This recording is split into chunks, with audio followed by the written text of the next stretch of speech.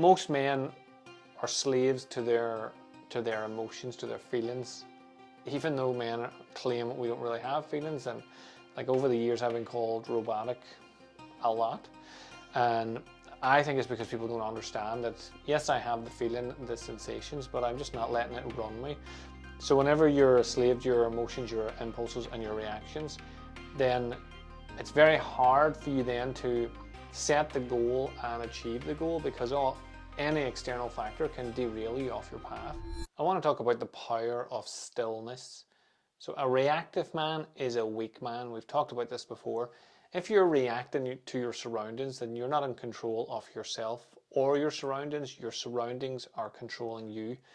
So someone who lets frustration, anger, even being overly excited make them react or act in a different way than they normally were, then to me that is a weak, you have a weak mindset. You're not in control.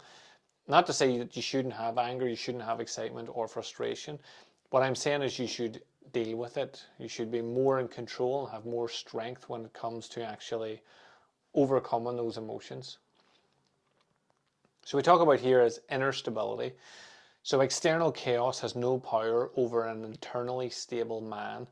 An example that I'll use is I remember after work being in the chip shop, and a big fight kicked off, and like a load of people ended up, it was after a nightclub, and a big fight broke up or kicked off in the chippy, and people were just reacting all over the place. Some people were getting involved, some people were running away, some people were shying and hiding, and I was just standing there because I was in line. I was waiting for my order, and one of my friends could see it through the window. And after I came out with my chips, well, whatever it was that I ordered, they were asking like, how come like that didn't even faze you? And I was like, well, it's nothing to do with me. Whatever they're fighting over, it's nothing to do with me. And it wasn't within my circle. So the fight was happening outside of me. People did run to get involved. People did run to get away, but none of it had anything to do with me. So I didn't need to be frightened, be excited by it, be frustrated by what was going on. It was nothing to do with me, so I didn't react in any way.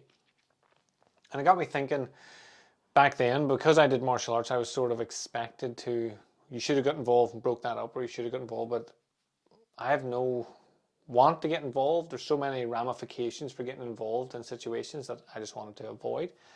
And maybe both of them were justified in fighting. Maybe they'd agreed to fight. I don't know. I didn't know what it was. I actually didn't care either. So what it got me thinking was that most men are slaves to their emotions, to their feelings. Even though men claim we don't really have feelings, and like over the years I've been called robotic a lot, and I think it's because people don't understand that yes, I have the feeling, the sensations, but I'm just not letting it run me. So whenever you're a slave to your emotions, your impulses and your reactions, then it's very hard for you then to set the goal and achieve the goal, because any external factor can derail you off your path. So when you're someone who remains centered, you understand what you're capable of, what you have self-belief, self-confidence, self-trust, you're more likely to stay calm. And when you stay calm, you're not having those bounces of adrenaline. Like if you think about it, why we talk about being healthy emotionally, mentally, and physically, if you have a heart rate, for example, and you only have this much space, there's only about 2 inches, say, for anyone just listening, of space, because you're not a cardiovascularly healthy person, you spike really quickly and you drop down really quickly. So your highest and your lowest are really similar, and you're on the edge of both. If you're fitter and your heart rate has got the opportunity to slowly build up and slowly drop down, then like say if you're just listening, there's a 10-inch gap there, then you've got 10 inches to take back control and become in charge of your internal situation. So that's why I think fitness, not just why, but another reason why fitness is so important. The fitter and healthier you are, easier it is to decide to be calm in a situation that is volatile and most people are being reactive. But also it just makes you healthier, but gives you opportunities to catch yourself before you fly off the handle and to catch yourself before you get too low in the pits of despair. So having that distance, so that's where you're able to create a still baseline for yourself, and then you can stay still and calm in these sort of situations. So if you want inner stability, you want to stop reacting and start observing. When someone triggers you, I've talked about this before, people would call me bucktooth, baldy, whatever. When people trigger you, if you can just stop and observe for a moment, like why this is having an effect on you, why it's a trigger. Like imagine if we use a gun as an analogy, imagine if you were out with a gun, but somebody else had the trigger and they could fire whenever they wanted. Like you would not take that gun. You would take the gun that you are in control of, that you have the trigger of. But with our emotions and our reactions, we tend to let people hold the trigger. So this is why stopping and observing is so important. You stop, you observe, and you pause. You give yourself a chance to pause, to take control of your breath, take control of your emotions and your feelings, and then deal with it in a more logical, disciplined way rather than just being like, everyone can sit now and think of a time where they were reactive. It had a negative outcome, and if they could go back and do it differently, they would. So if you don't control what happens internally, then you have no way of controlling your response, and then you have no way of controlling what happens around you. The second thing I want to talk about is stillness amplifies movement. So in the Shaolin teaching that I did, the stillness is not the absence of movement, it's the foundation of powerful action. What that means is, like, if you are, I think of it like the scene in Spider-Man when he first notices his power and Flash goes to punch him. I'm talking about like the original Spider-Man, not the original, but the Tobey Maguire one. And he reacts and he's looking at the fist like, what the fuck is happening here? Everything's kind of in slow motion. When you have stillness, that's what it feels like. Something kicks off and people react. But because you're calm, you're able to observe and analyze and decide what to do rather than being reactive. So when you do something from a place of stillness, you have more control. And the more control you have, the more likely, not every time, but the more likely you are to make a better decision. So observe first and then act second. When you're doing martial arts, you want your martial arts to be not your like second thing that you decide to do, your second reaction. You want it to be first. That's what will happen with all this. First is stillness, and then what you do next, your second reaction, is going to be stable, logical. You'll have more clarity and you'll have more discipline when you achieve it. So don't think of it like, oh, it's second nature. So first nature is ram forward and whatever happens, and then second nature is trying to tidy all that up. We want the first nature to always be in control, self-control, self-discipline, self-stillness, and then you can move out of that. So still the body. So if you control your body, your posture, your breath, then you're more likely to control your emotions and your reaction. Still in your mind. So when your mind is clear, you'll make better decisions. So I'm simplifying a lot of this, but if you think about it, it is simple. If you just, instead of trying to think, how do I do all this, and how do I not be angry, and how do I not get frustrated in this situation, and how do I not get road rage? If you thought, right, instead of trying to not do all these things away from goals, let's do a toward goal, and we'll go towards stillness. And if I can create stillness internally, all this other stuff will fall into place. So the last point I want to make is how you stay grounded in any situation. So the mental framework for elite warriors and high-level thinkers. So this is something I worked with when I worked with MMA fighters, Sandow fighters. I've worked with world champions in different sports across the world, and then CEOs and business people, coaches, everything. The first thing I would say to people is to take 5 seconds. So the 5-second rule for reactivity. When I was at school, I used to be told to count to 10 before I said anything because I had a habit of just saying whatever I thought.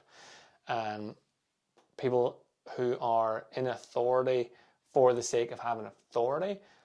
Don't like that. Teachers that wanted to teach and wanted to help me think outside the box and develop as a person, they actually enjoyed the things that I said because it created like a debate. But people that are in a place of authority, bosses, that sort of thing, that want to be there for the power and the authority they feel they have, they don't like that sort of thing.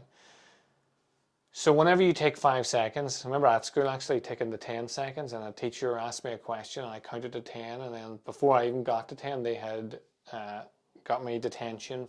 By the time I got to 10, I was on detention for about 3 months or something. And then I explained to them, well, I was actually counting to 10 before I said that I think you're stupid or whatever. I remember the argument was about, I thought what she wanted us to do was stupid, and she thought that it was not stupid and I should just do it because of who she is. So the 5 second rule is, when you get triggered, pause for 5 seconds before responding. The 5 seconds is long enough for you not to be emotional reactive. You actually are then, you've already interrupted the pattern by making a decision to pause. And then because you've paused, you can decide what to do next. And then, is this worth my energy test? So I used to be someone, I was talking about this the other day. If someone talked to me about something I knew about and they said they were a specialist in it or expert in it, or they had been studying it, and they got the information wrong, I used to always feel I had to correct them and explain why they were incorrect. Because, and this was more ego talking than anything, which I didn't know at the time, but I do now. I didn't want them going away and eventually realizing, oh, that time I was actually wrong about that. And actually the time I was wrong about it, I said to Liam and he didn't even know either, so he doesn't have a clue. I needed people to know that all the things I studied and all the stuff that I was doing had purpose and I knew what I was talking about. Whereas now I just ask, is it worth my energy? So if someone tells me something's red when it's blue, it doesn't matter. Like, is it worth my energy to get involved in this conversation? And a lot of the time you'll discover it's not. So there's no point arguing with bosses whenever you know they just want you to do it their way, even though it's slower and it's stupid. Doesn't matter. You're going to lose in the long run. You may as well either do it their way or agree and then go and do it your way anyway, and they're not going to notice the difference anyway. It's just the power in the conversation that they want. So what we're doing then is, I used to feel like I was giving away my power by settling for these things or agreeing for these things. But rather than giving away the power, I'm taking my power back by just not getting involved in that conversation. And the last point is, or the last one in these three is one breath, one thought method. So if I'm going to respond to somebody, I take a breath in, out, center myself, and then I respond. So instead of me thinking of all the things we just talked about, I'm just taking an opportunity to, like, it doesn't take long, just take the breath, center myself. Probably wouldn't sigh in front of someone, I would just do it quietly, but here it's fine to sigh. People think you're bored or whatever, but I'm doing it that way, taking the breath, the one thought. So again, I'm creating that stillness internally, and then I'm only responding to one thing at a time. So I actually have 2 exercises that I want you to try out. So the first exercise is stillness under fire. You're going to put yourself in environments, so like cold therapy, go to sparring and actually spar with a person you've been avoiding, or go to your jiu-jitsu and roll with a person you've been avoiding. Go for a longer walk. Do something outside your comfort zone, and then just observe how you feel, and then see if you can control that. Slow your breathing down, relax your body, and just be in that moment and take back the control. So the cold therapy is good if you like. I'm not a big advocate. I did the Wim Hof method maybe about 10 years ago. I liked some of the stuff, but I didn't like all of it, and I don't understand why people do cold therapy and every single time they do it, they really mentally struggle, they find it hard and blah, blah, blah, blah. Yes, you're still going to have the initial reaction to the cold water, but aside from that, if you're not getting mentally stronger doing it, then why bother doing it? If I first sparred and it was scary, and then I continued to spar for the next year and it was always scary and I always felt I was going to get injured, I would stop doing it. It just doesn't make sense to maintain that. So if you do the cold therapy, though, it gives you an opportunity, because it's such a quick thing to do. I'm not saying stay in there for long, like literally get in, get out, turn the shower on cold, whatever it is, just do something fast and see if you can control yourself back down. If you're a jogger, then go for a sprint. Do like a full pelt sprint for as long as you can, and then settle yourself and just reevaluate. If you're in the gym, go for a little PB and then settle yourself back down again. So that's the first one. And then the second thing I want you to try is breath command drill. So when you're stressed or triggered, inhale for 3 seconds, hold for 5, and exhale for 7.